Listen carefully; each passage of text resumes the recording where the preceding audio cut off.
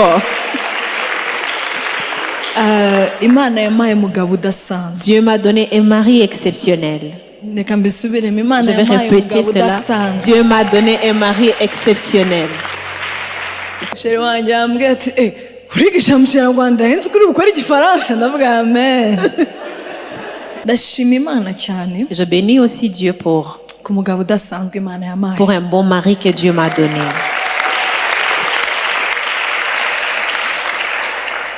Nanjye kamera nk'amame mashini make. Moi aussi je vais parler comme Wa mukobwa wa Mungu uri hano ndabikwifuriza mu izina rya Yesu. toi, jeune homme, jeune fille qui est ici, je le prie pour toi au nom de Jésus-Christ. Gukorana n'umugabo wawe n'umugore wawe. Servir avec ton mari, avec ta femme. Uko icyo ari cyo cyose ariko mukorana, utizera ni ugutuka Imana. Rero hari ukwizera kugutukisha. Alors il y a une foi qui va te faire insulter. Gutuma abantu bavuga ati uri kuvuga ibiki, Qui va mettre les gens, qu'est-ce que tu es en train de dire? kwa gutera intambwe. C'est ça, faire un pas. Wirengagije ikinyuranyo Sans prendre en compte les cyangwa contradictions guhinyuzwa ou les épreuves kw'ibihe kuko wemeye mu mahitamo du temps, yawe car tu as choisi de croire ton choix, uwabikubwiye. de croire à celui qui te l'a Ntabwo dit. pfe gutera intambwe gusa. Je ne fais pas un pas juste comme ça. Amugani wa Dadi, hari ijambo mfite. Comme Daddy l'a dit, il y a une parole que j'ai reçue. Hari ijambo mfite. Il y a une parole que j'ai Uyu reçue. munsi niba nta kindi watahana utahana ijambo. Uzi ko icyo cyakubera igisubizo kuri ba bantu bose. Tu sais que tout cela peut devenir la réponse à tous ces gens. Ba batante bose bakwibutsa ko utarashaka. Tous ces tantes qui te rappellent que tu n'es pas Abantu encore bose marié. bakwibutsa ko utarabyara. Toutes ces personnes qui te rappellent que tu n'as pas encore l'enfant. Kimwe, Une seule réponse. Imana iriho. Dieu existe. Nta kindi. Rien d'autre. Point final. Dieu existe. Oh, bya bindi byagenze gute? Dore Tu sais, ce qui byarapfuye. ceci est passé ainsi, ceci ne marche Amabusiness pas. ari gupfa. Les business ne marchent pas. Dieu existe.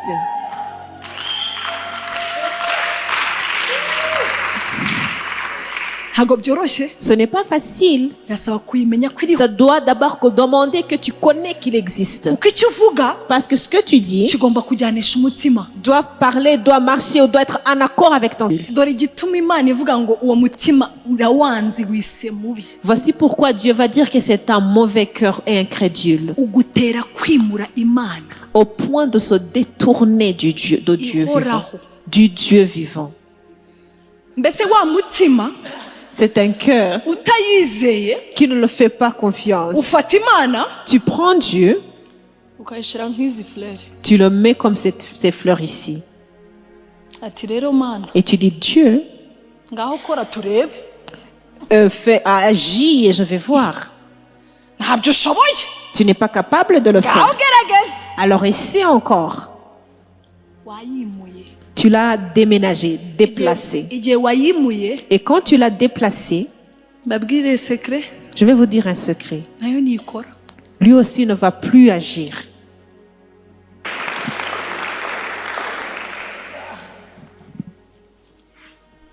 Haleluya. Alléluia. Alléluia. Alléluia. Reka tumusengere. Nous allons prier pour elle. Mana turagushimiye Dieu, kuri nous te Mana disons nziza. merci car tu es un très bon Dieu. Urakoze kwemera gukoresha Pastor Esther Merci d'accepter d'utiliser le pasteur Esther mu gihe nk'iki mwana. dans un temps pareil. Reka bari uvuga.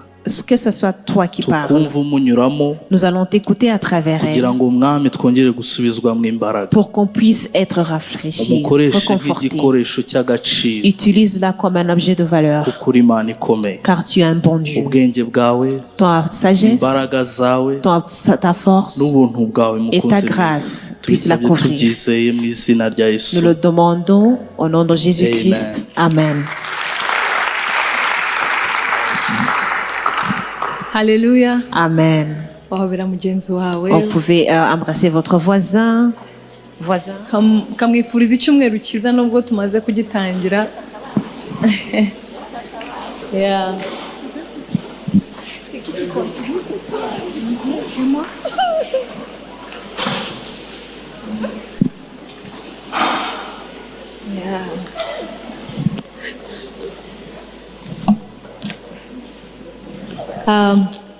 ndashima imana cyane Je bénis beaucoup l'Éternel kuko no guhagarara hano ni imbaraga ndengakamere parce que me tenir ici aussi, c'est une force surnaturelle no kwizera ndengakamere. et une foi surnaturelle.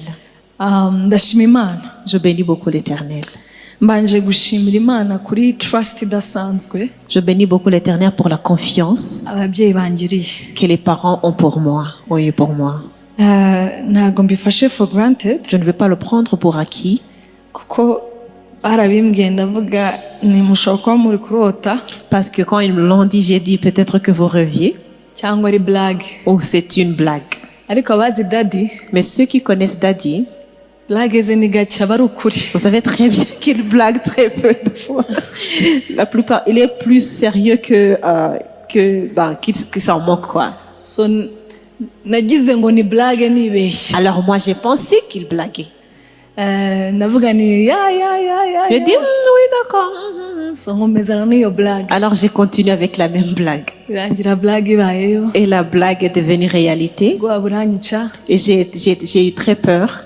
noneho nambwiye ati ko daddy Et je lui ai dit, Daddy, vraiment umugore uri ku kiriri vraiment, vraiment. Une femme qui vient juste d'enfanter. ndabizi hari ukwizera ariko kameme aho warengeye. Je sais, il y a une foi, mais il y a encore une foi qui est surnaturelle. ntabwo nabeshya hararimo ubwoba bwinshi Je ne peux pas vous mentir, il y avait une très grande peur. nubwo nitwa fear free agent. Même si je suis appelée l'agent d'être délivré de toute peur. ariko ndashima imana cyane Mais kuri j'ai bo béni beaucoup l'Éternel pour eux no ku cyizere bangiriye. et pour la confiance qu'ils ont eue pour moi. narindi sengesho yesi mwabakomera amashyi. Oui, vous pouvez acclamer pour eux encore une fois. ya narindi sengesho nasengaga navugaga mana Je n'ai pas prié une autre prière, je disais Dieu, ni wowe wabwiye daddy c'est toi qui as dit à Daddy. kandi urabizi neza yuko kumbwira ngo nzakora kwa kabiri kwa gatanu ku cyumweru ni supernatural ikomeye. Et me dire que je vais prêcher le mardi, le vendredi et le dimanche, c'est une foi surnaturelle. so nizeye mu mavuta ye. So, je crois dans son onction. amen. Amen. ya ndashima imana cyane Je bénis beaucoup l'Éternel. kuko akenshi mpagara kure the last time I guess atari muri veyo wenda the last time nahagaze ndi kwigisha La dernière fois que je me tenais ici en train de prêcher, cyane cyane kuri kano gatuti spécialement sur cet hôtel, banivugira icyongereza. je parlais en anglais. unyumva utanyumva n'icyongereza. Et que vous m'attendez ou pas, c'était en anglais.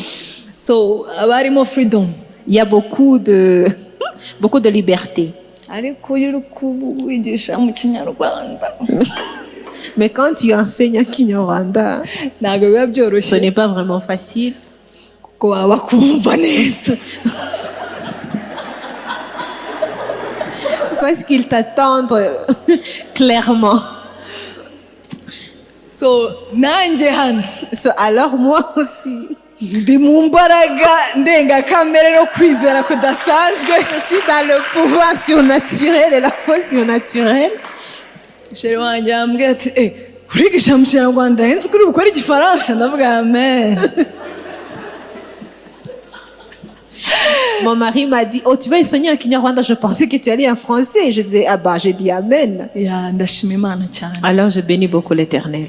tumaze amezi abiri n'igice niba atari atatu. Nous avons passé aussi depuis, ça fait déjà 2 mois et demi, probablement 3 mois. neza cyane. Dieu nous a fait beaucoup de bien. ni ukuri mwayinkomerera Vous amashyi. pouvez vraiment acclamer pour Dieu. ni ubuntu budasanzwe cyane C'est une grâce exceptionnelle nanjye ubwanjye nafashe for granted que je ne peux pas prendre pour acquis. kuba imana yatuzana hano i Kigali Que Dieu nous amène ici à Kigali. akaduha nubwo tutaruhutse ariko tukaruhuka. On n'a pas vraiment pu nous reposer, mais nous avons eu un bon repos. sheri nuvuga ati ntiyari stage ntabwo byari ukuruhuka. C'est mon mari qui dit toujours que c'était un stage, ce n'était pas question de vacances. ndabishimira imana cyane. Et je bénis beaucoup l'Éternel pour cela. ndashima imana cyane Je bénis aussi Dieu pour ku mugabo udasanzwe imana yamaye. un bon mari que Dieu m'a donné. ya nanjye kumera nk'amame mashini make. Moi aussi, je vais parler comme mamie, acclamer encore beaucoup plus fort. Imana yampaye umugabo udasanzwe. Dieu m'a donné un mari exceptionnel. Reka mbisubiremo, Imana Je vais yampaye répéter umugabo cela. udasanzwe. Dieu m'a donné un mari exceptionnel. Ko mu bintu bimwe umwanzi yaneraga ubwoba, Parce que une des choses dont j'avais peur à cause de l'ennemi, c'est, ndi kuvuga nkiri single, je dis quand j'étais encore célibataire, numvaga Mana uzampa umugabo tubyumva kimwe Je me mu demandais. mwuka, mu bugingo byose. est-ce que tu vas me donner un mari quand nous avons une attente dans l'esprit, dans l'âme, partout. Noneho cyane cyane ko nishoye muri full time naranashaka, Spécialement que j'étais en train de servir Dieu à temps plein avant même quand j'étais toujours célibataire. mbese yari afite imbaraga avuga ati ibyo bya full time reka dukeneye gukora, dukeneye. Parce qu'il aurait pu dire, servir Dieu à temps plein, nous avons besoin de travailler. Ariko ndashima Imana cyane Mais j'ai béni beaucoup l'Éternel ku buzima bwe, pour sa vie. kuko uyu munsi mpagaze hano kubera we, Parce qu'aujourd'hui, je me tiens ici à cause de kubera lui, support ye, à cause de son soutien, kubona umuhamagaro ku buzima bwanjye, voir l'appel de Dieu sur ma vie, ntibigume kuri njye gusa, que ça ne reste pas seulement sur moi, ariko nawe akaba awufite. mais que lui aussi a reçu l'appel. Sha, wa mukobwa wa Mungu uri hano ndabikwifuriza mu izina rya Yesu, Toi, jeune homme, jeune fille qui est ici, je le prie pour toi au nom de Jésus-Christ. gukorana n'umugabo wawe n'umugore wawe, Servir avec ton mari, avec ta femme, uko icyo ari cyo cyose, ariko mukorana, de quoi, pas n'importe quoi, mais que vous serviez ensemble. muzi ko muri destiny biraryoha cyane. Savoir que vous êtes dans votre destinée, c'est très bien. So Imana imuhe umugisha Alors que cyane. Dieu lui bénisse abondamment. Yes. Ya, ndashimira church Je bénis beaucoup aussi Dieu pour l'église ya Masoro l'église de Masoro, yanyohereje muri Canada, qui m'a envoyé au Canada, nubwo nagiye nkurikiye umugabo. même si je suis partie à suivre le mari. Ndabishimira Imana Je cyane. bénis beaucoup l'Éternel pour cela. Umurimo w'Imana dukora muri Ottawa, L'œuvre de Dieu que nous faisons à l'Ottawa, n'abashumba dukorana, ainsi que les pasteurs que nous travaillons ensemble, ni umugisha udasanzwe c'est une cyane. très grande bénédiction. Ni ukuri biraryoha C'est très bien kuba abantu bava hano i Kigali que les gens quittent ici Kigali bakagerayo bakabona urutorero ry'umuryango nka hano. et qu'ils reçoivent aussi une église famille comme ici. Wenda ntabwo mubyumva, Peut-être que vous ne le comprenez pas, ariko iyo wabaye hanze mais quand vous avez vécu à l'étranger, ukumbura umuryango, vous avez besoin d'une famille. La famille vous manque. kandi mu bintu bya mbere ukumbura n'itorero. Et la première chose qui va vous manquer, c'est l'église. So kubona itorero rero rifite iyi spirit dufite hano, Alors, voir une église qui a cet même esprit que nous avons ici, n'ubuntu c'est budasanzwe. une très grande grâce. So ndabishimira Imana Alors, je cyane. bénis beaucoup l'Éternel pour cela. Amen. Amen. So uyu mwaka rero ni umwaka udasanzwe. Alors, cette année est une année spéciale. ntabwo mbumvishe niba koko mwizera Si nanjye ko vraiment ari umwaka vous croyez- udasanzwe, mukomere iyo Mana amashyi. Si vraiment vous croyez que c'est une année exceptionnelle, acclamez très fort pour le Seigneur. hari ikintu kidasanzwe uyu mwaka Imana yakora, Il y a quelque chose qui est spécial que Dieu va faire cette année, kuko iyi teme yacu, parce que ce thème, yes, kwakira impano yo kwizera ndengakamere recevoir le don de foi surnaturelle itangwa na Mwuka que Wera, donne le Saint-Esprit, iyo ni impano idasanzwe. c'est un don spécial. Rero wenda twavugaga kera, okay, wenda umwaka ushize wari umwaka Peut-être on disait avant, l'année passée, c'était wo l'année kwakira ubwenge, de recevoir la sagesse. wenda bibazaga ubwenge bumeze bute, On se demandait qu'est-ce que c'est la ese sagesse, ubwenge bigenda gute, comment est-ce que nous allons le recevoir, ufite ubwenge n'utabufite bigaragara gute. comment est-ce qu'on peut différencier celui qui est sage et celui qui ne l'est Ariko pas. uyu mwaka biri clear, Mais cette année, c'est vraiment très clair. n'uwizera muri iyi teme, Si tu acceptes de voir foi dans ce uyu thème, mwaka wakubera udasanzwe. cette année peut être une année exceptionnelle. n'uwizera yuko hari izindi mbaraga ziza muri uku kwizera Si tu ndengakamere, crois qu'il y a une autre force qui va venir dans cette foi surnaturelle, ko niba yanzu wari umaze iminsi utubaka kubera amafaranga wayubaka uyu mwaka, que la maison que tu n'avais pas pu construire avant à cause de l'argent, que tu peux le reconstruire. ko wibazaga bizagenda bite, ko ko biri gutinda uyu mwaka Le mariage dont tu te posais beaucoup de questions cette ko année, Imana yaguha wa mugabo que Dieu peut te donner son mari, ntureke uyu mwaka uguceho. ne permet pas cette année de te passer. Haleluya. Amen. Ntureke uyu mwaka ngo ukore iki? Ne permet pas cette année de faire quoi? So- De passer.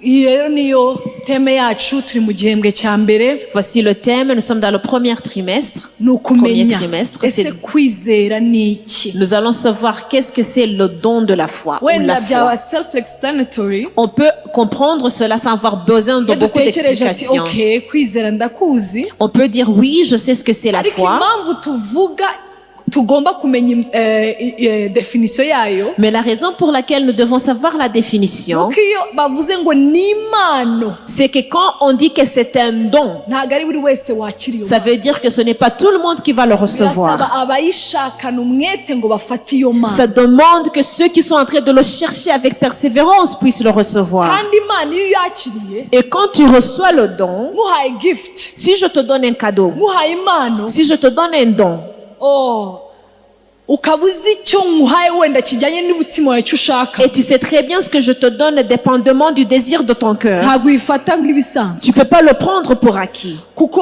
wari utegereje iyo Parce mpano que tu t'attendais à ce cadeau. wishimiye iyo mpano. Tu es ravi de le So recevoir. rero uyu mwaka rero Alors cette année, tugomba kumenya si iyo mpano imeze nous gute, devons savoir qu'est-ce que c'est ce don. iyo mpano yo kwizera isa gute. Ce don de la foi, à quoi ça ressemble? nicyo gihembwe cyacu cya mbere. C'est ça le premier trimestre. ntabwo banditse my point hano. Les points que je voulais partager. bavuze ngo kwizera imana n'impano itangwa n'uwiteka. La foi est un don qu'on reçoit de Dieu. ntabwo ari ukwizera gusa Ce n'est pas seulement la kuko foi. twabyanga twabikunda hari icyo wizeye. Parce que nous le voulons ou non, il y a quelque chose dont tu places ta aho foi. bipfira ni wizeye ikibi cyangwa wizeye icyiza. Et la différence va être tu crois ou tu as la foi dans Ariko le bon ou le uwizeye mal. Imana Mais celui qui a foi en Dieu, ni impano. c'est un don. kuko iyi si Parce que ce monde itwereka ko nous montre que nutizera ibintu bifatika, si tu ne crois pas dans ces choses qui sont tangibles, ibintu bigaragara, dans les choses qui sont visibles, uko kwizera ntabwo ari ko. ce n'est pas vraiment la foi.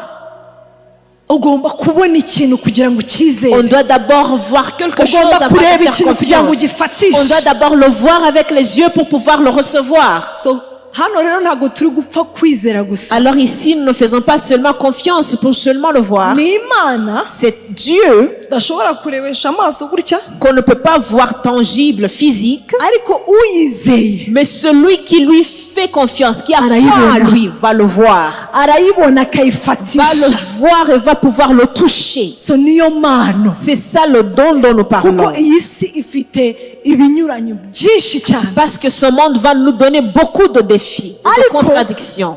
wakiriye iyo mpano Mais celui qui reçoit ce don, hari ayandi maso urebesha ibintu, il y a d'autres types de yeux que tu hari vas ukundi utiliser pour voir. gushiramanga ugira Il y a une autre sorte de courage ou de zèle que tu vas recevoir parce que tu as confiance en Dieu. ugahagarara imbere y'abantu ushiramanga Tu te tiens devant les personnes kuko hari assurance ufite mu mana. parce qu'il y a une sorte d'assurance que tu as en Dieu. rero iyo mana Alors ce don iduhesha kubona ibitariho nk'aho ari biri, fait que nous voyons que ce qui n'est pas comme si ça a été. kwemera ibitakwiringirwa udashidikanya kuzabibona bisohora. Avoir foi dans sans le doute de le voir s'accomplir. ubwo ni bibiri, Ça fait deux choses déjà. hari ukubona ibitariho, Il y a voir ce qui n'est pas, hari ukwiringira c'est d'avoir la cyangwa confiance kwizera ikintu ou de faire avoir la foi, ubona yuko iki kintu en s'assurant sûrement kama mbaya ntabwo kizasohora, que tout ce visiblement Ariko ça semble que ukakizeramo.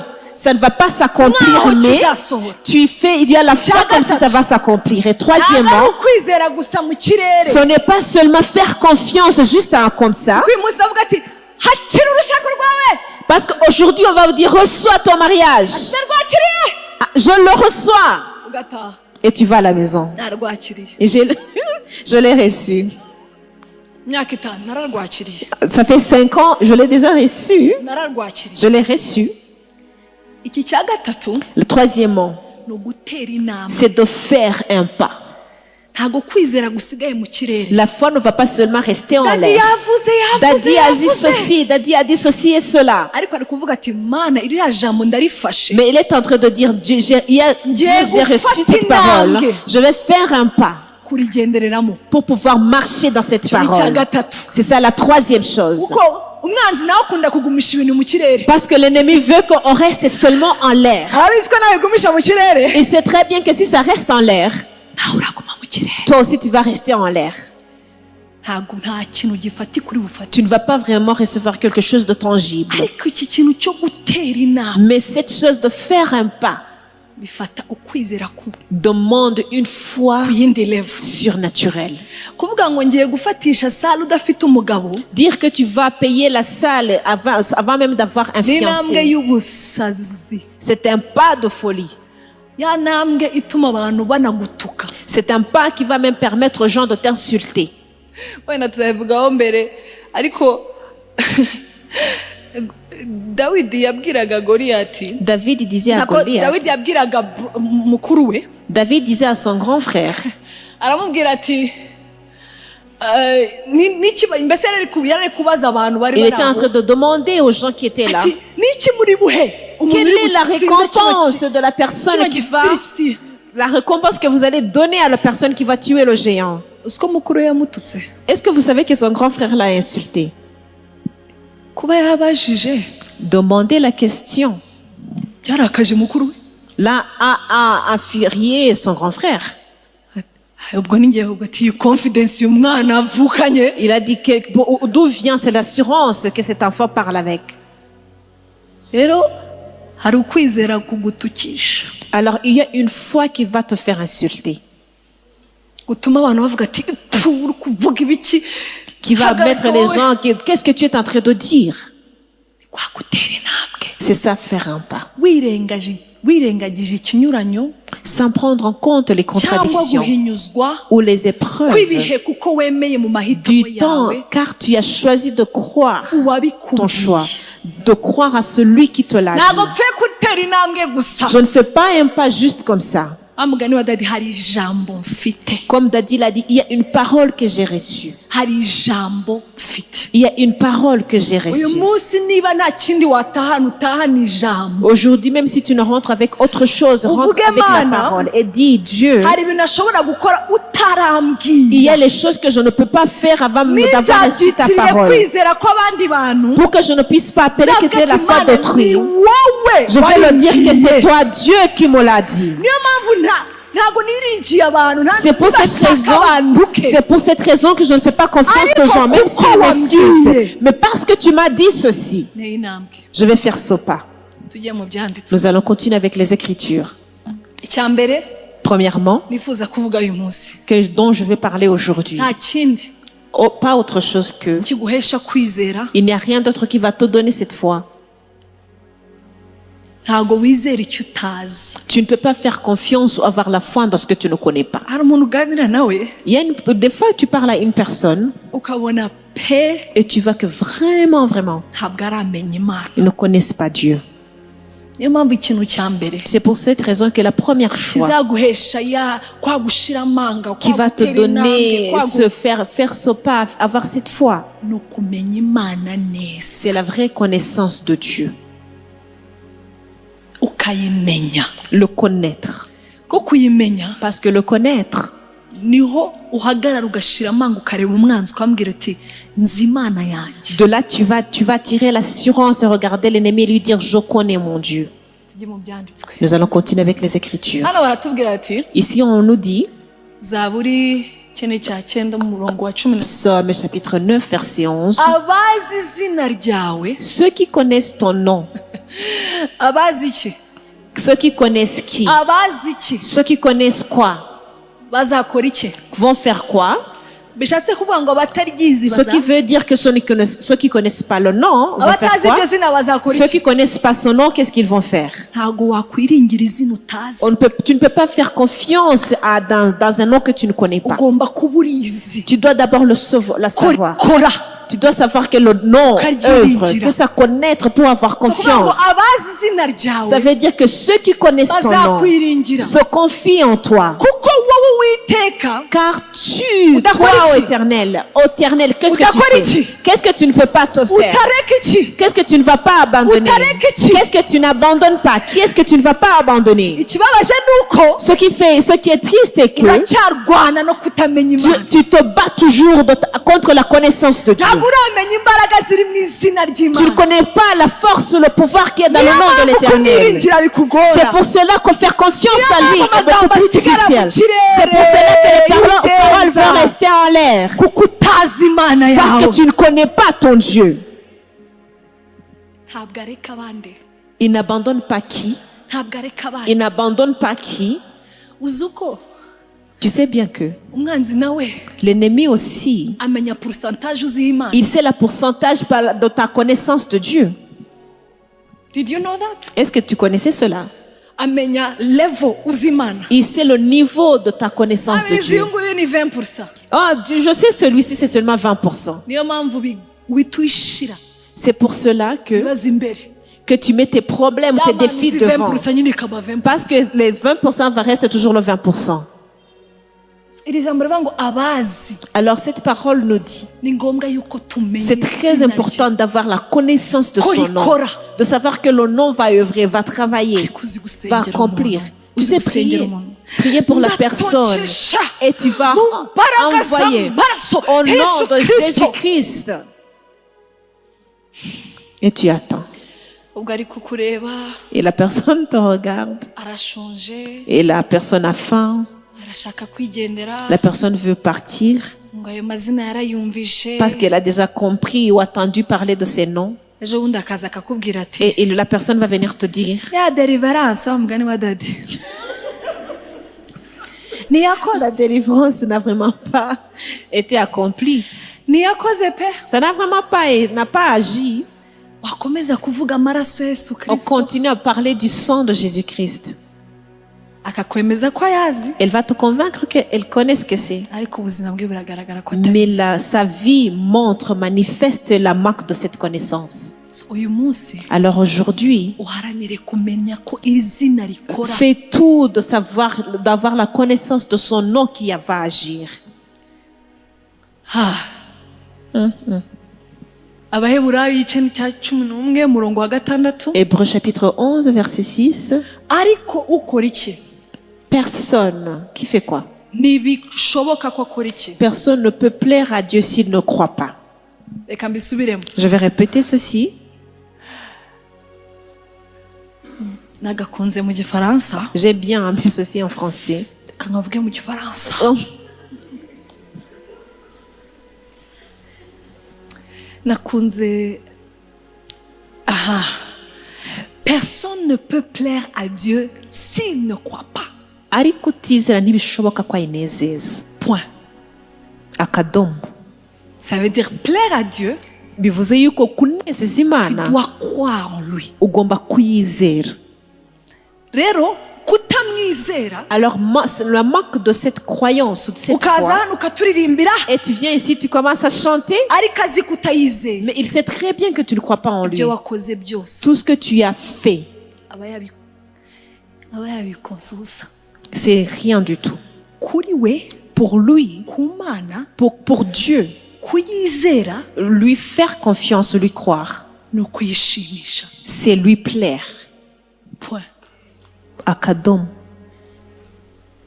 rero iyo utayizeye Alors quand tu ne crois pas en lui, reka nongereho je vais ajouter, uri kwituka tu l'insultes. rero nawe ntabwo yakwishimira umuntu uyikorera atayizeye Alors lui aussi ne va pas se réjouir de la personne qui va le servir sans faire confiance. Je suis dans une commission, je sers Dieu ainsi et cela. ariko icy'ingenzi Mais ce qui est très important, wagitaye iyo tu l'as perdu même à la fondation ou au début. kandi nta handi bigaragarira Alors il n'y aura pas d'autre manifestation. ni mu bikorwa Ce sera dans les actions. ariko utizera Imana Personne ne peut plaire à ntibishoboka Dieu ko ayinezeza s'il ne le mu croit pas. gifaransa nkunda ko bahita bashyiraho point meaning nta kindi En français, on ajoute un point, ce qui veut dire on ne va rien ajouter. yizere C'est un point final. kuyizera kwawe Alors ta confiance, lui, nawe ça biramushimisha va aussi lui faire plaisir. nawe yumva Il va se sentir uyu muntu que aranyizeye cette personne a vraiment confiance en moi. ntabwo napfa kumukoza Je ne isoni peux pas l'abandonner. mu yandi magambo En d'autres mots, uyu muntu aranzi cette personne me connaît.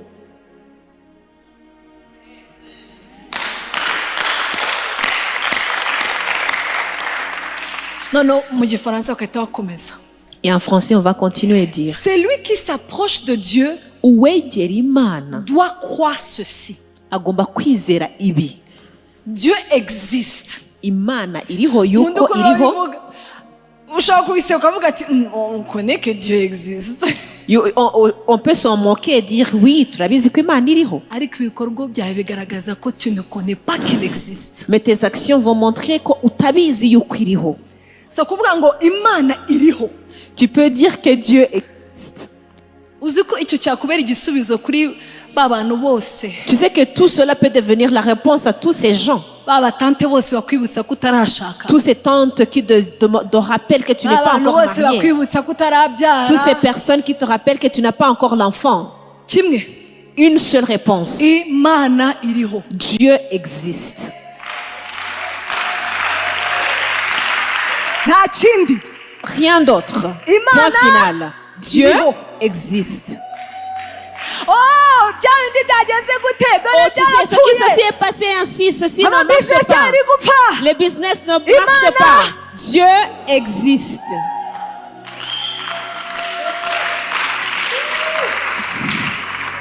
ntabwo byoroshye Ce n'est pas facile. birasaba kuyimenya ko iriho Ça doit d'abord demander que tu connais qu'il existe. kuko icyo uvuga Parce que ce que tu dis kigomba kujyanisha umutima doit parler, doit marcher ou doit être en accord avec ton cœur. kuko kubivuga Parce que le dire, umwanzi abona ko tutabyizeye alors que l'ennemi voit bien que tu ne le crois pas, bazana ikindi kigusubiza il va hasi amener un autre défi qui va te ariko faire reculer guhagarara encore ukareba derrière. mu maso Mais te tenir debout et Ushize regarder ton amanga. ennemi et le dire, ati ntacyo rien, il n'y a aucun souci. imana Dieu iriho existe.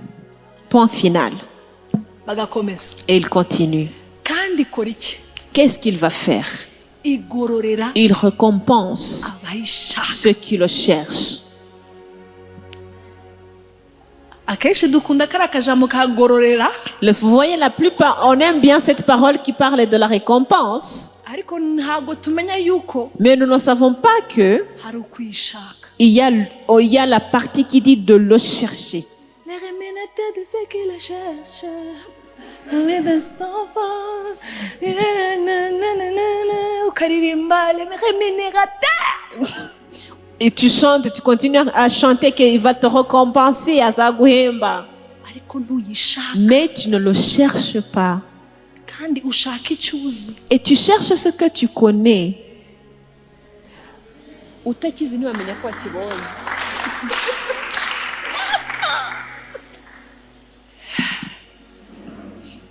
umva aka kantu kanyishe Et ceci, abaheburayo igice ni cya gatatu en Hébreu chapitre 3, umurongo wa 12 verset 12. nuko bene data Prenez garde, frère. mwirinde Prenez garde hatagira uwo muri mwe ugira umutima mubi que quelqu'un de vous n'ait un cœur mauvais. wumva ukuntu bagiye kudefinisa uwo mutima mubi Et voici comment on va définir son mauvais cœur. umutima mubi Un cœur mauvais ni umutima utizera au point de se détourner du Dieu vivant ou incrédule. maze Incrédule. dore igituma imana ivuga ngo uwo mutima urawanzi wise mubi Voici pourquoi Dieu va dire que c'est un mauvais cœur et incrédule. ugutera kwimura imana Au point de se détourner de Dieu vivant. Ihoraho. Du Dieu vivant. mbese wa mutima C'est un cœur utayizeye qui ne le fait pas confiance. ufata imana Tu prends Dieu, ukayishyira nk'izi furere tu le mets comme ces fleurs ici. ati rero mana Et tu dis, Dieu, ngaho kora turebe agis et je vais voir. ntabyo ushoboye Tu n'es pas capable de le ngaho faire. gerageza Alors essaie encore. wayimuye Tu l'as déménagé, déplacé. igihe wayimuye Et quand tu l'as déplacé, mbabwire sekere Je vais vous dire un secret. nayo ntikora. Lui aussi ne va plus agir.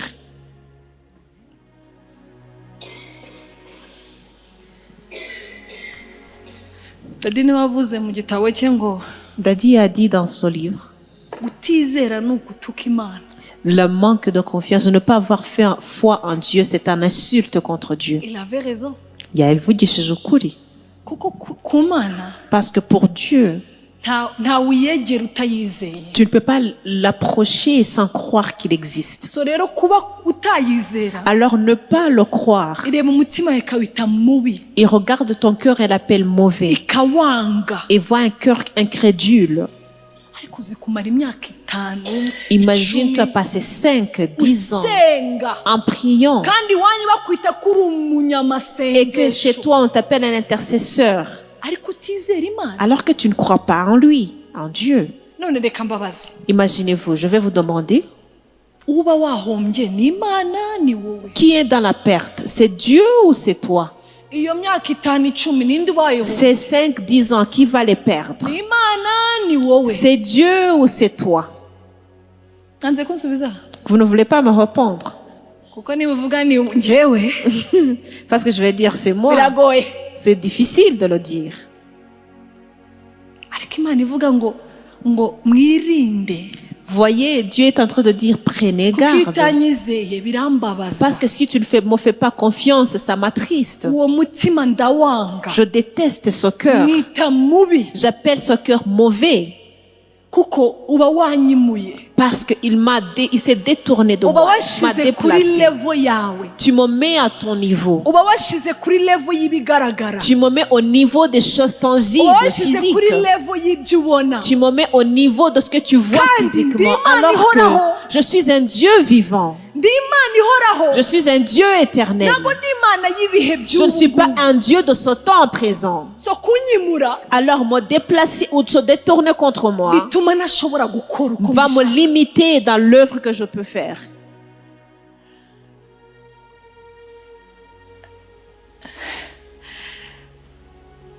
Expectation yawe Tes attentes ingana nka reception yawe. va être en accord avec ta réception. Mbese uko we expecting Imana gukora Donc la façon dont tu t'attends que Dieu va agir nuko ikora. et la façon dont il va agir. So icyo wifuriza ku Mana Alors ce que tu désires de Dieu, iyo kingana gutya, quand c'est très bas en niveau, don't be fooled. alors ne vous manquez pas de Dieu. Ou ne Nuko vous biba. c'est comme ça, c'est cela ta réception, c'est ce que tu vas recevoir. Rero turahaza abantu bari kwimura Imana, Alors nous sommes satisfaits, nous sommes rassasiés des gens qui continuent à déplacer Dieu, babyita ko ari ya Mana ya Dadi kitari gukora, à se détourner contre Dieu en disant c'est le Dieu de Daddy qui n'est pas en train ya d'agir. Mana ko nayibona ikora, Je ne suis pas en train de voir ce Dieu agir. kandi warayimuye, Alors que c'est toi qui s'est tourné contre lui. wayivanye aho igomba kubiri. Tu l'as déplacé de son trône où Oui, il doit level aller yao. et tu l'as amené en bas à ton niveau. Kandi ibyo nta kindi, Alors ça, il n'y a pas autre chose. n'amagambo uvuga, Les paroles que tu vas dire, n'ibitekerezo byawe. tes pensées. Urasenga Tu pries, oui. ariko mu bashuti bawe uba wavuze ukuntu, Mais dans tes amis, tu vas ya parler Mana et parler et parler du Dieu ceci et Dieu cela. ntabwo ikora. Ce Dieu ne va pas agir. Rero ku Mana Alors pour Dieu, birayibabaza. ça va l'attrister. Uyu munsi Alors aujourd'hui, subiza Imana mu mwanya wayo, remets Dieu dans sa place. uvuge Mana, Et dis Dieu, reka mbe umusazi kukwizera yuko ushoboye, je vais être la folle ou le fou qui va croire que tu es un Dieu qui a la capacité aho de kugira ngo faire. nkutuke. Au lieu de t'insulter, Banyita umusazi on va m'appeler fou. aho kugira ngo nkutuke, Au lieu de t'insulter, aho kugira ngo nkwimure. au lieu de te déplacer, au lieu de te détourner contre toi. Kandi ibyo bifata Et determination, ceci va demander une très grande détermination. gushira amanga. Avoir cette capacité d'affronter. Hari example y'umuntu, Il y a un exemple de la personne qu'on va dire, bukeye intumwa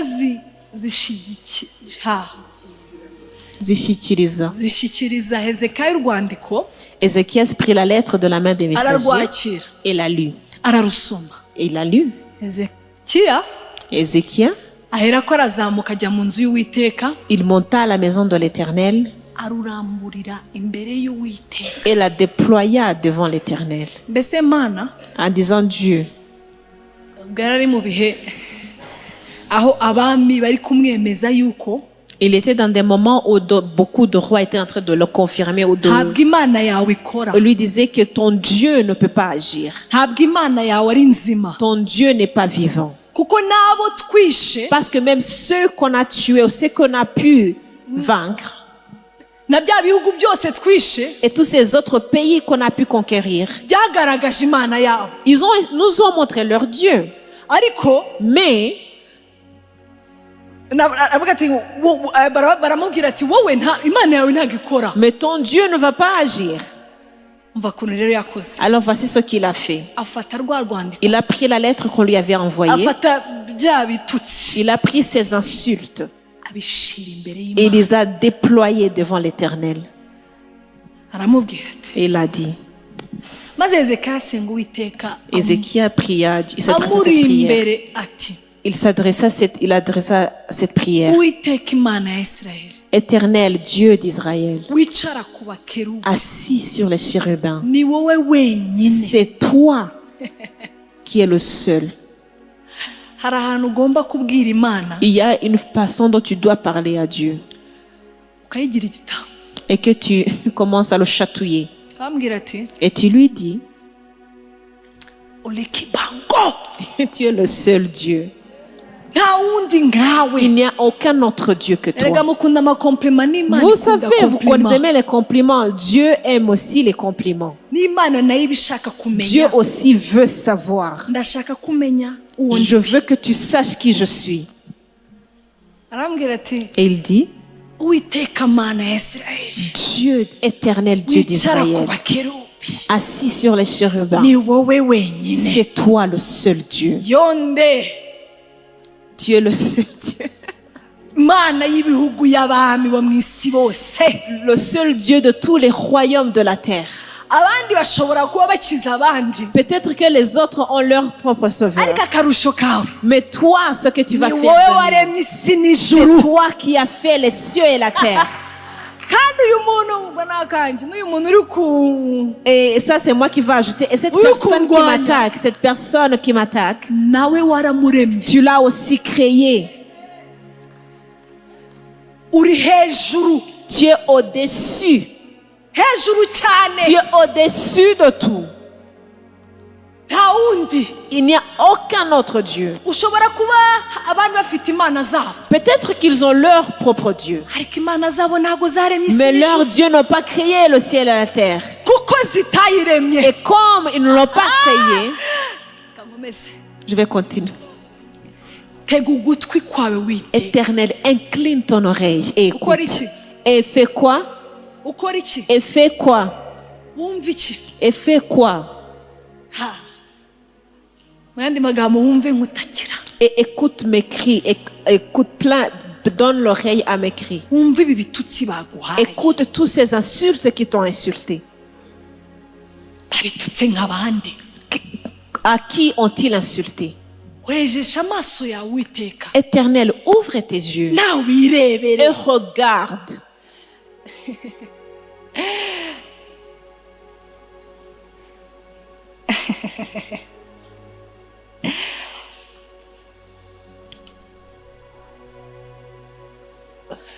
Ya mpumyi yatakiraga Yesu L'aveugle qui criait pour Jésus, ayibwira ati il était en train de lui dire, Yesu Yesu, Jésus, Jésus, nyiza nyiza. sauve-moi, sauve-moi, guéris-moi. Ubwo aba disciples, aba bodyguard, Et les disciples, les gardes-corps, étaient en train de le faire taire. wowe. Ils disaient, ah, va-t'en. Akomeza gutaka, Et il a continué à crier. Yesu aramwumva, Et Jésus l'a attendu. arambwira ati, Et lui a dit, aramubaza et lui a demandé, ngo urashaka ko ngukorera iki? qu'est-ce que tu veux que je fasse pour toi? No, sometimes your question Il y a des fois que cette question, ndanyibaza. je me le demande. Yamubajije atabona ko ari impumyi Est-ce qu'il ne voyait pas qu'il était aveugle?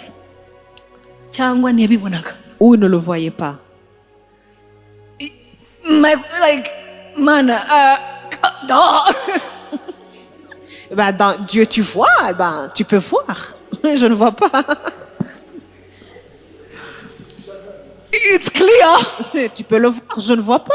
I mean mana ntukamere nk'abateachers Eh ben. babaza ibibazo bazi I mean Dieu, ben, tu n'es pas, tu n'es pas comme un enseignant qui demande les questions et qu'il a déjà les réponses. ariko impamvu imana yabibajije Mais la raison pour laquelle Dieu lui a demandé cette question, ndashaka ko nawe il voulait aussi que lui-même uvuga icyo ushaka puisse dire, déclarer sa requête. nubwo mbibona Même si je le vois, ndashaka kubivuga je veux que tu puisses le dire. hari igihe ugomba kubwira imana Il y a des mana fois que tu dois dire à Dieu et dire, nawe Dieu, irebere toi aussi tu dois le voir. kandi abibona Alors qu'il le voit déjà. kandi akora iki Alors qu'il fait quoi? Il le voit déjà. maze ukavuga ushobora kuba utari Il te dit, kubibona ok Dieu, mais peut-être que tu ne vois pas clairement ce qui se passe. reka Je mbikwereke vais te le montrer encore une fois. hari igihe imana isaba kubyereka Il y a des fois que Dieu veut que tu lui demandes de voir, de reviser. reba Regarde. reba ko imyaka ishize Ouvre tes yeux et vois le nombre d'années que j'ai passées. reba ukuntu bari kuminyuza reba birebe Regarde comment ils sont en train de me contredire. ukajya imbere y'imana nawe urabizi imana Tu vas devant Dieu et tu dis, Dieu, tu es déjà au courant. subizi Est-ce que tu ne sais pas? ntago ubizi Est-ce que tu ne sais pas? mbikubwire Est-ce que je dois te ntubibona répéter? Est-ce que tu ne vois pas? ntubibona Est-ce que tu ne vois pas? bamwe muri twe tuba twagize attitude ati ntubibona Certains d'entre nous avons ce comportement en disant à Dieu, est-ce que tu ne le vois pas? nkeneye kubikubwira Est-ce que j'ai besoin de te le répéter? amaseveni maze gukora ntago umaze kubyumva Les 7 jours que j'ai fait de prière, Bon, est-ce que je n'ai pas bakubisubiramo. encore dit? Est-ce que je dois encore répéter? nawe mana Quand même, Dieu, quand même. C'est clair, hein? hari igihe ugomba gusunika imana Il y a des fois que tu dois pousser à Dieu et lui montrer. abwira ati ushobora kuba utari Et tu dis, kubibona peut-être que tu ne vois pas ceci reka clairement, mbikwereke mais je viens te le présenter. wumva amagambo ya senakeribu Attends les paroles de Saint-Kérib yatumye gutuka imana ihoraho qui a envoyé pour insulter le Dieu vivant. icyakora uwiteka Il est vrai, ô Éternel, abami b'abashuri barimbuye ayo mahanga n'ibihugu byayo que les rois d'Assyrie ont détruit les nations et ravagé leur pays. nibyo wenda hari izindi mana Peut-être qu'ils ont leur propre Dieu. ntabwo tubyanze Je ne vais pas nier cela. bajugunye imana zabo mu muriro Et qu'ils ont jeté leur Dieu dans le feu. kuko zitari imana nyama Mais ce n'était point des dieux. ahubwo zaremwe n'intoki C'était z'abantu des ouvrages de main mu d'homme, biti no mu mabuye du bois et de la pierre. hari abantu bakwemeza ko Il y a les gens qui vont te faire convaincre, qui vont te convaincre ibyo ufite nabo barabifite que ce que tu as, ils en ont de pareil. ibyo ushaka nabo barabifite Que ce qu'ils désirent, ils ont déjà reçu. ni akahe karusho Qu'est-ce qui va s'ajouter? Quel est l'ajout qui est là? ariko ibintu bitari mu imana birarimbuka Mais ce qui n'a pas Dieu au centre va être Birashira. détruit. Ça va être terminé, ça va être exterminé. nicyo cyatumye bazirimbura Et ils les ont anéantis. nuko Maintenant, none uwiteka mana yacu Éternel notre Dieu, none uwiteka mana yacu Éternel notre Dieu, ndakwinginze Éternel notre Dieu, udukize amaboko yawe délivre-nous de la main de Saint-Kérib. kugira ngo abami bo mu isi Et que bose tous les royaumes de la terre bamenye ko ari wowe wenyine sachent que Uwiteka. toi seul es Dieu, ô Éternel. bashobora kuba bayumva Peut-être qu'ils l'ont entendu parler, ariko niba kuzi uko nkuzi mais ils ne te connaissent pas comme je te so ni connais. ngombwa yuko Alors c'est nécessaire que wiyerekana tu puisses te montrer, te bamenye manifester, imana nzi pour qu'ils puissent savoir le Dieu que je connais. so hari igihe Alors il y a des fois ugomba kubwira imana que tu dois dire à Dieu, mana ndarambiwe Dieu, je suis fatigué. ndarambiwe ibintu bitahinduka J'en ai assez de choses qui ne changent pas. ndarambiwe abakunukira J'en ai assez des gens qui t'insultent à cause de moi. ya mana y'amasasu wize Oh, le Dieu de Massas dont tu as fait confiance. ndabirambiwe Je suis fatigué. ni ngombwa mana C'est nécessaire, oh Dieu, yuko bamenye iyo mana qu'ils puissent savoir le Dieu que je connais. wenda barakumva Peut-être qu'ils ont entendu parler de toi. ariko ibyo nshaka kunkorera Mais ce que je désire que tu fasses biri pour mu moi, mugambi wawe qui est dans ton plan, bizagaragarira bose va se manifester devant toi. ya mana Le Dieu namenye. que j'ai connu. Imana iri guhangana nuko utayizi Dieu est en train de se battre contre le fait de ta manque de connaissance de lui. kuko utayizi baragutuka bakagutuka kuko urarwana nuko utayizi Parce que tu ne le connais pas, on continue à t'insulter parce que tu ne le connais ugomba pas. kugera ahantu ugahindura imvugo Tu dois arriver à un moment et changer tes paroles. kavuga mana nawe Et barantutse tu dis, Dieu, bihagije Dieu, ils m'ont aussi insulté, toi aussi. ntago nabo wabereka uko nkuzi Est-ce que tu ne peux pas les montrer comment je te connais? ntago nabo bakwimenyera iyo mana nzi Est-ce qu'ils ne peuvent pas connaître le Dieu que je connais? kugira ngo ya mana Pour que le Dieu, bayimenye pour qu'ils puissent le savoir biciye muri njye à travers moi. so hari ibintu ugomba kubwira imana Alors il y a des choses que tu dois dire mana Dieu. ndashaka Et dire kukumenyekanisha Dieu, je veux que tout le monde sache de reka toi. ubuzima bwanjye Permets que ma vie bugaragare ko mana ndakuzi devienne une manifestation de ma connaissance de toi. On se connaît. turaziranye On se connaît. hari icyo Il y a twavuganye quelque chose dont on est d'accord. Oh, la parole que tu m'as donnée. ariko Mais tubanze tuyimenye nous devons d'abord le connaître. kuko ntabwo wajya kumenyekanisha imana utazi Parce que tu ne peux pas faire connaître le Dieu que tu ne connais pas. uyu munsi uhaguruke wange Aujourd'hui, lève-toi et déteste kubaho ibintu bisigara mu kirere de vivre la vie qui reste en l'air kandi uzi imana alors que tu connais Dieu.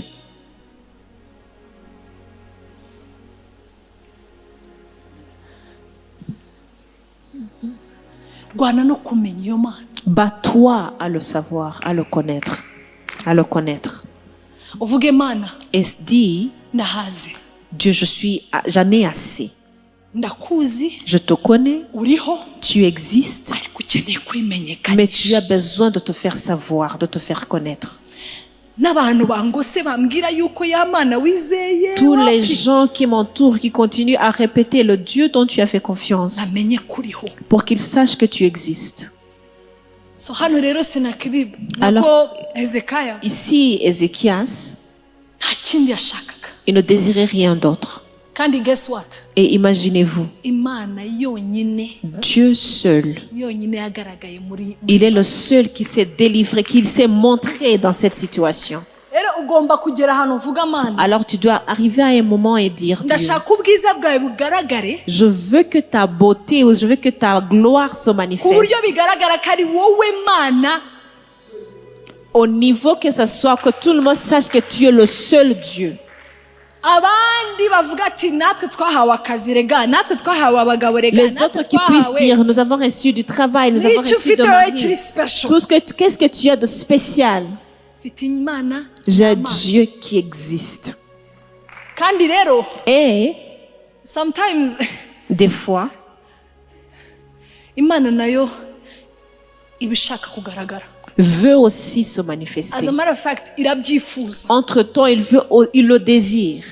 ntabwo yishimira yuko utukwa Il ne se réjouit pas des insultes ntabwo qui sont yishimira contre yuko toi. iminsi igucaho Il ne se réjouit pas que tu perds du temps. rero we rwara no kuvuga mana Alors toi, tu dois te battre et dire, ndashaka kukumenya Dieu, je désire te connaître n'abangose et que tous ceux qui m'entourent bakumenye te connaissent. amen Amen. ha masaha yanjye kandi reka ndarangiza kuri iyi verise Je vais conclure sur ce verset. ngo amaso y'imitima yanyu Et qu'il illumine les yeux de votre cœur. abone uko akora iki Qu'il fait que les yeux de votre cœur fassent abone uko quoi? akora iki Que les yeux soient illuminés mumenye ibyo mwiringizwa pour que vous sachiez quelle est l'espérance n'iyabahamagaye qui s'attache à son appel. mumenye n'ubutunzi bw'ubwiza bw'ibyo izaraga bera Quelle est la richesse de la gloire de son héritage qu'il réserve aux saints. aho bipfira akenshi Tout ce qui ne va pas de tout, ni hano c'est dans le cœur. rero hano Alors ici, dans nos cœurs, naho hafite amaso le cœur a des yeux. kuko wa mugani ngo ibintu byose biterwa na hano. Parce que le cœur est la source de toutes choses. So rero amaso y'umutima wawe Alors que les yeux de votre cœur agomba kubona neza soient bien illuminés.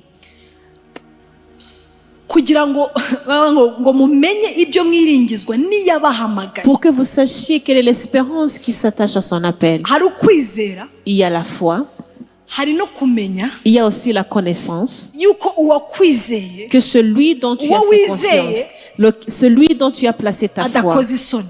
ne t'abandonnera pas. Ibyo rero Et ceci biguha gushira amanga va te donner cette assurance, cyane cyane aha. surtout dans le cœur.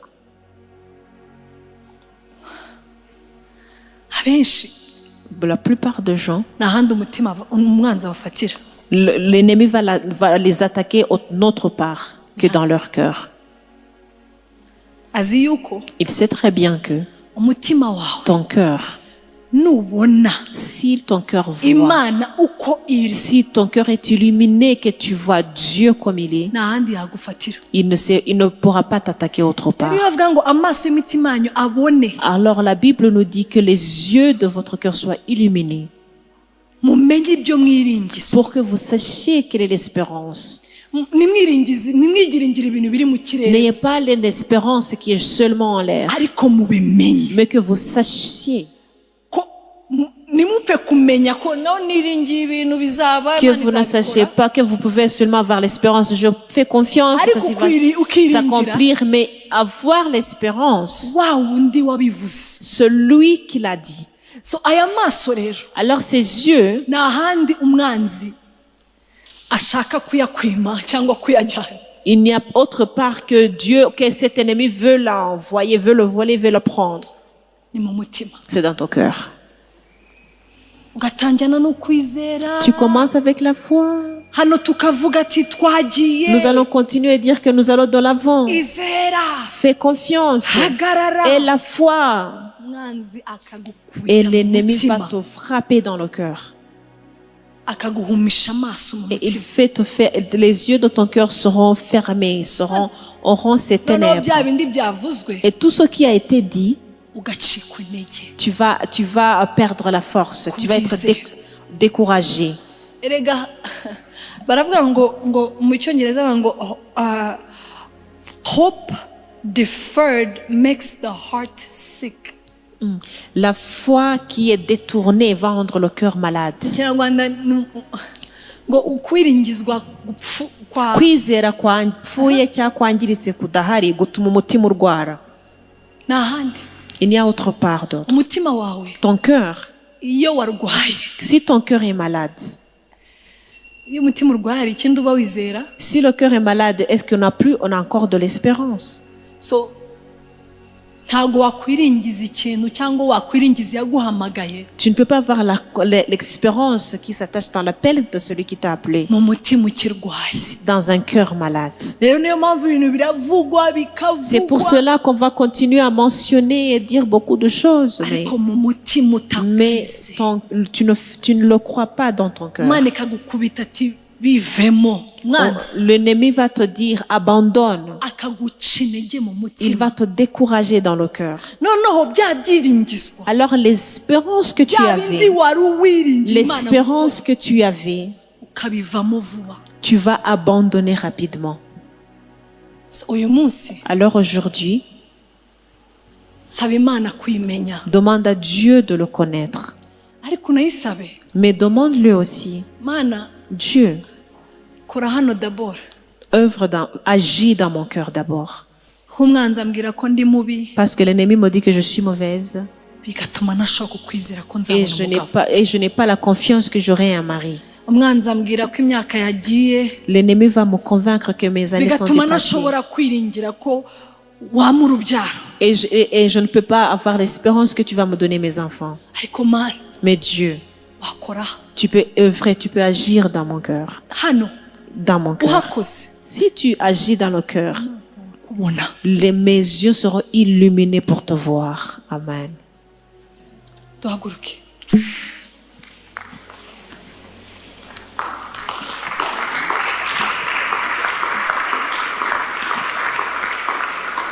tugiye gusenga Nous allons prier. nta kindi Pas pour autre chose. mana En disant Dieu, nshobora kuba nakuzi peut-être que je ne te connais pas. kandi ndarambiwe Et kutakumenya je suis fatiguée de ne pas te connaître. ndarambiwe ko ibintu bincaho kuko nakuzi Je suis fatiguée parce que de perdre beaucoup de choses parce que je ne te connais pas. kwa kwizera ndengakamere Cette foi surnaturelle kukancaho kandi ngomba kukumenya va me dépasser alors que je dois te connaître. mana Dieu, iyo ni isengesho rya mbere ça c'est la première rya prière. kabiri Deuxièmement, sinzi amagambo umwanzi amaze kukubwira je ne sais pas les mots que l'ennemi t'a déjà donnés ou t'a déjà dit. amaze guhumisha amaso y'umutima wawe Et il a aveuglé les yeux de ton cœur. ya maso Ces yeux wakarebesheje yandi yakubwiye que tu devrais utiliser pour voir celui qui t'a yandi parlé, yaguhamagaye celui qui t'a appelé. ariko ikakubwira uti reba hano Mais il te convainc et te dit, Reba regarde bino. ici, regarde toutes ces épreuves, ces contradictions. iki ni cyo gihe Ceci est le moment cyo kubwira umwanzi de dire à l'ennemi uti njye nawe que toi et moi, n'aya magambo wambwiye et toutes les paroles que tu m'as n'aya chuchotées, magambo uhora umbwira et les paroles que tu continues à me chuchoter, nditandukanyije je me sépare de tout cela. none usaba imana Et commence à demander Dieu, mana fungura amaso y'umutima wawe, ouvre les yeux de mon cœur ubone neza pour que je puisse te voir, mumenye neza pour que je puisse te connaître. nimara kukumenya Et quand je te connaîtrai, icyo umbwira cyose nzacyizera tout ce que tu me dis, je ferai confiance. icyo umbwira rya jambo J'aurai la foi dans la parole que tu vas me dire. Je vais prendre la parole et la rendre mienne. kuko nizeye imana nzi Parce que je fais confiance, j'ai la foi dans un Dieu que je connais. dusenge Nous allons prier. mamurashatalama mrokoturuboshekete tukumenye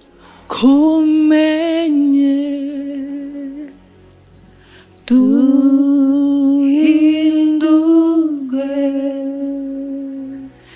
duse nawe mwami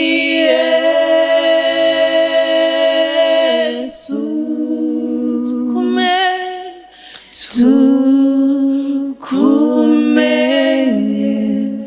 oh Duhindurwe, duse nawe, mwami Yesu, tukumenye